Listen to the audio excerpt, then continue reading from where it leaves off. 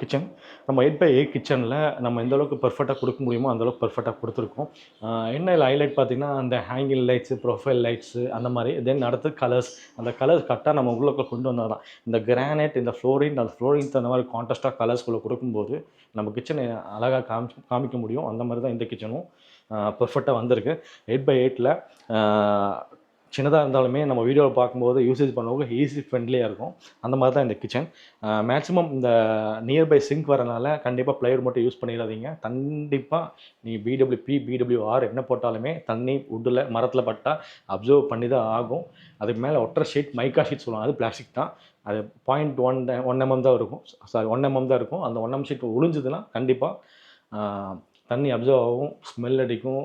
அதுக்கப்புறம் இன்சிட் வரும், டோர் கல்லும். ஸோ இந்த நிறைய ப்ராப்ளம் வருங்க. அந்த இஷ்யூஸ் வராமல் இருக்கிறதுக்கு பெட்டர் ஆப்ஷன் ஸ்கிப் பண்ணுறது தான். இங்கே வந்து நம்ம யூபிவிசி போகலாம், தென் அலுமினியம் போகலாம். இந்த ரெண்டுமே வந்து வாட்டர் ரெசிஸ்டன்ஸ் தான். ஸோ அதனால் வரி பண்ண வேண்டாம்.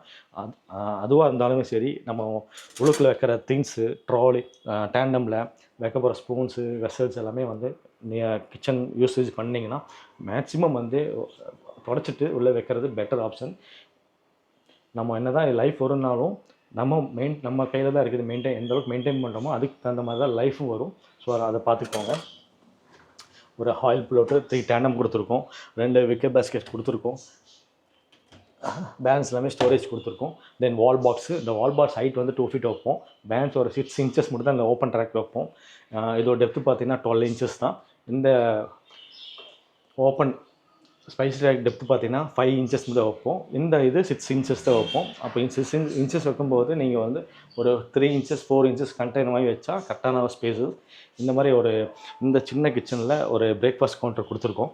இந்த பிரேக்ஃபாஸ்ட் கவுண்டரை வந்து மோஸ்ட்டாக பார்த்தீங்கன்னா அந்த கிச்சன் வந்து கொஞ்சம் ஹைலைட்டாக காமிக்கிறதுக்கு தான் இந்த பிரேக்ஃபாஸ்ட் கவுண்டர். அதில் வந்து இந்த மாதிரி ஓப்பன் செல்ஸ் கொடுத்து ப்ரொஃபைல் லைட்ஸு, தென் ஹேங்கிங் லைட்ஸ் கொடுக்கும்போது நல்லா பார்க்குறதுக்கு கொஞ்சம் நல்லாயிருக்கும். ஈஸியாக நம்ம க்ளீன் பண்ணுறதுக்கு ஈஸியாக இருக்கும். பார்த்துக்கோ.